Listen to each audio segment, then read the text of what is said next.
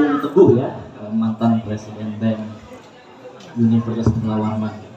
Waktu yang keempat saya bisa. Mul, potongan mul, tolong berdiri dia, Cong. Seorang presiden tidak akan mampu memperbaiki kondisi Indonesia. Bahkan puluhan, ratusan menteri, gubernur, wali kota, dan bupati tidak akan mampu memperbaiki kondisi Indonesia.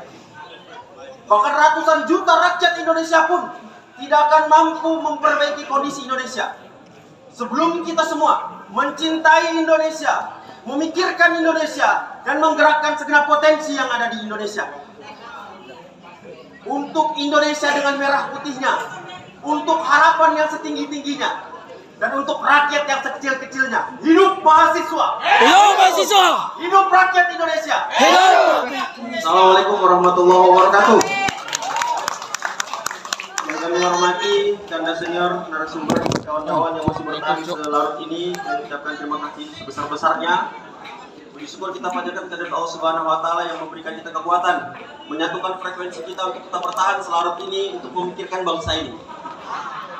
Kemudian saya langsung saja, karena waktu kita tidak banyak, saya tidak sabar ingin langsung berdiskusi dengan kawan-kawan semua. Saya akan membahas 3 poin. Dengan tema saya yang terakhir ini, saya akan membedah 3 hal sebagai poin utama. Yang pertama, saya akan membahas sedikit sejarah tentang reformasi. Yang kedua, saya akan membahas tentang clean government. Dan yang ketiga, kita akan berdiskusi tentang bagaimana kemudian kita hari ini memandang pergerakan situasi politik yang ada di bumi Batuakal yang kita cintai ini. Sejarah reformasi 24 tahun yang lalu, kita baru saja melewati suatu fase emas kebangsaan kita. Kita mengganti era dari era Orde Baru menjadi era reformasi, yang sebelumnya terkekang menjadi orang yang bebas berkata apapun di media massa. Kira-kira apa yang kemudian terjadi dalam kita berbicara sejarah reformasi? Untuk membahas sejarah reformasi, saya juga akan membedahnya menjadi 3 hal. Yang pertama, apa yang kira-kira menyebabkan terjadinya reformasi, kawan-kawan sekalian? Yang menyebabkan terjadinya reformasi adalah karena kita melanggar, atau karena kita melihat orang-orang di depan mata kita melanggar sumpah sebagai seorang mahasiswa. Yang mahasiswa bisa kepalkan tangannya ke atas. Angkat ke Fer.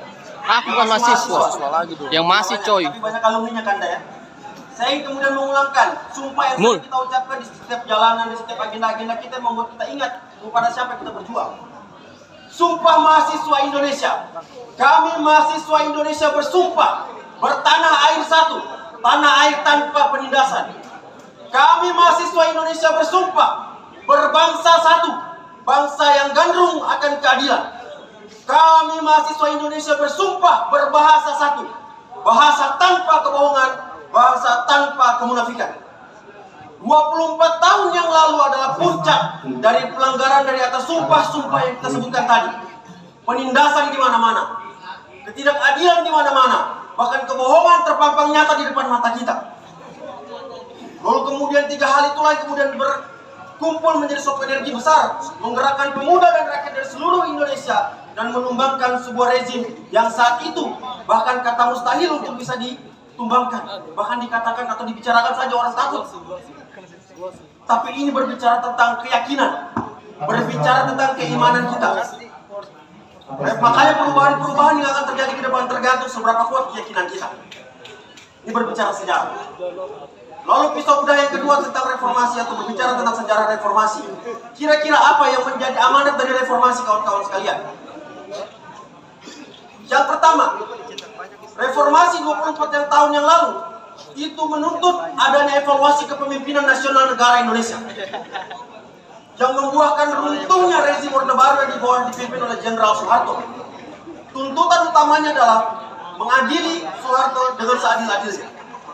Substansi dari tuntutan reformasi yang pertama adalah kita mengambil keberanian kaum muda dan rakyat pada saat itu untuk mengevaluasi kepemimpinan secara nasional, sehingga ketidakmungkinan itu menjadi hal yang sangat mungkin terjadi dan sekarang kita nikmati. Substansi reformasi yang kedua, adanya pengukuhan konstitusi yang pro terhadap rakyat. Pengukuhan konstitusi ini terbagi atas 2 lagi. Yang pertama adalah amandemen Undang-Undang Dasar 1945, khususnya tentang masa jabatan presiden yang dibatasi 1 periode hanya 5 tahun dan maksimal hanya 2 periode. Sehingga kawan-kawan menjadi paham kenapa kemarin ada wacana 3 periode kita sangat kencang untuk menolak karena itu sangat mengkhianati amanat reformasi. Pengokohan konstitusi yang kedua berbicara tentang penghapusan duifungsi ABRI. Karena pada saat itu tentara kita tidak hanya memiliki fungsi keamanan, tapi juga fungsi sosial politik di tengah-tengah masyarakat kita. Substansi reformasi yang selanjutnya adalah berbicara tentang penghapusan korupsi, kolusi, dan nepotisme. Korupsi adalah upaya penyalahgunaan kekuasaan untuk menguntungkan pihak tertentu. Kolusi adalah kerjasama kong kali kong, persekongkolan dua pihak atau lebih untuk merugikan pihak yang lain. Nepotisme adalah memberikan wewenang atau jabatan kepada seseorang bukan karena kemampuannya, tapi karena faktor kedekatannya. 3 hal inilah yang ditentang pada saat amanat reformasi 24 tahun yang lalu. Amanat reformasi yang selanjutnya berbicara tentang otonomi daerah yang seluas-luasnya. Sehingga semangat desentralisasi itulah kemudian sekarang kita nikmati sampai ke pelosok desa yang ada di sekitar kita. Tuntutan yang terakhir dari reformasi 24 tahun yang lalu adalah berbicara tentang bagaimana kita kemudian untuk bisa menegakkan supremasi hukum yang ada di negara Indonesia. Tidak boleh ada lagi hukum yang tajam ke bawah tapi tumpul ke atas. Itulah amanat reformasi 24 tahun yang lalu. Poin yang kedua, kita sudah berbicara tentang sejarah reformasi. Yang kedua, kita akan berbicara tentang bagaimana clean government atau pemerintahan yang bersih. Saya kemudian membahas pemerintahan yang bersih ini dalam satu tagline bernama produktif sinergis. Saya akan jelaskan. Produktif sinergis, produktif pro yang pertama adalah progresif. Ketika kita menginginkan pemerintahan yang bersih, maka kita harus menghadirkan pemerintahan yang progresif, yang memiliki progres, yang memiliki tahapan nyata untuk memerdekakan dan mensejahterakan rakyatnya. Progresif yang dimaksud di sini adalah transparansi, bagaimana dia bisa mengambil kebijakan, melibatkan masyarakat dan efektif menyelesaikan pusat permasalahan. Progresif. Duk yang kedua adalah edukatif. Pemerintahan yang bersih adalah pemerintahan yang memberikan edukasi kepada masyarakatnya. Saya membagi 2 edukasi yang dilakukan oleh pemerintah kepada rakyatnya. Yang pertama adalah bagaimana kemudian pemerintah itu hadir sebagai teladan, sebagai contoh. Bagaimana kemudian dia bisa memberikan konsistensi terhadap kepatuhannya terhadap undang-undang dasar yang ada di negara kita. Kemudian bagaimana dia menjadikan teladan untuk bisa memahami dan komitmen menyelesaikan janji-janji politik yang diucapkan setiap kontestasi politik yang dilewatinya. Lalu kemudian tips yang terakhir adalah komunikatif. Pemerintah yang bersih adalah pemerintah yang mau dan mampu berkomunikasi dengan baik dengan rakyat yang dipimpinnya. Dia mau mendengarkan rakyat dan dia mau menjawab kegelisahan rakyat di tengah-tengah rakyat.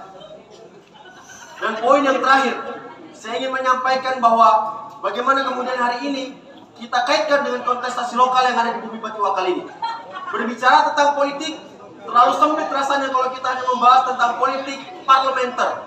Yang selama ini kita kenal ada politik legislatif dan eksekutif, itu semua berbicara tentang politik parlementer. Ada juga politik yang lain bernama politik ekstra parlementer.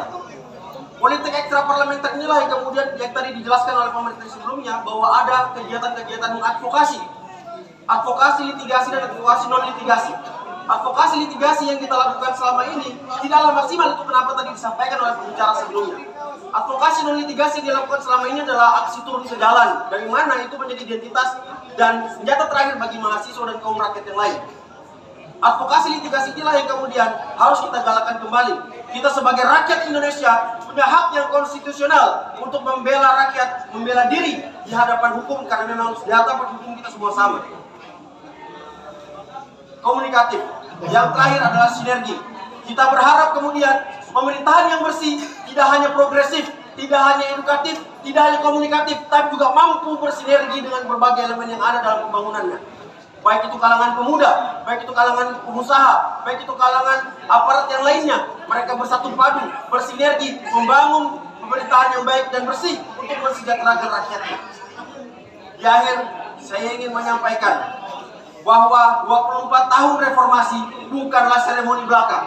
Reformasi adalah wahana kita, wadah kita, momentum yang tepat untuk memperbaharui energi kita. Karena pekerjaan rumah kita masih besar. Kata Bung Karno, revolusi kita belum selesai. Dan saat ini kita sedang berada dalam musim pancaroba. Di Di awal Orde Baru, kita baru saja memperjuangkan ide-ide kemerdekaan dan kebebasan. Di akhir Orde Lama atau di akhir Orde Baru, di awal Orde Lama kita menghadapi isu kemerdekaan dan kebebasan. Di akhir Orde Baru, kita berjuang untuk kesetaraan dan kesejahteraan. Dan hari ini, di era reformasi, seharusnya narasi-narasi kita, argumentasi-argumentasi kita dalam berbicara tentang kemajuan bangsa dan negara kita. Tidak boleh ada perpecahan. Harusnya kita berkolaborasi, kita berkombinasi untuk memajukan negara kita ke depan. Oleh sebab itu hari ini, kanda-kandaku dan kawan-kawan semua, selaku senior, seharusnya kita bisa menulis narasi-narasi atau mewariskan narasi-narasi gerakan agar kemudian itu mampu bisa dipelajari oleh generasi selanjutnya. Sementara para junior-junior kita, dinda-dinda kita, bertugas untuk mendefinisikan sejarah yang dituliskan oleh kandanya, sehingga kemudian mewariskan jejak perjuangan yang harus dituntaskan hingga akhir. Bonus demografi hanya akan menjadi ilusi ketika kita hari ini, pemuda-pemuda Indonesia hanya sibuk dengan dirinya sendiri. Bonus demografi hanya akan menjadi wacana ketika kita hanya mengutamakan uang sebagai tujuan utama. Namun bonus demografi akan menjadi hal yang kita cita-citakan bersama dan terrealisasi di hadapan mata kita ketika kita mampu mengembalikan DNA besar negara kita sebagai negara yang bergotong royong. Kira-kira hari ini kawan-kawan siap untuk menjadi pemuda yang akan mewarisi semangat ini ke depan? Siap. Siap? Siap. Siap? Siap. Itulah yang kemudian membuat saya percaya bahwa dari dulu hingga sekarang pemuda adalah pilar kebangkitan. Dalam setiap kebangkitan, pemuda adalah rahasia kekuatannya. Dalam setiap gerakan perbaikan, pemuda adalah pengibar panji-panjinya. Dan hari ini, pemuda itu adalah seluruh warga Berau yang hadir malam hari ini. Hidup mahasiswa! Hidup mahasiswa! Hidup rakyat Indonesia! Hidup! Merdeka! Merdeka! Merdeka! Merdeka! Merdeka! Merdeka! Assalamualaikum warahmatullahi wabarakatuh.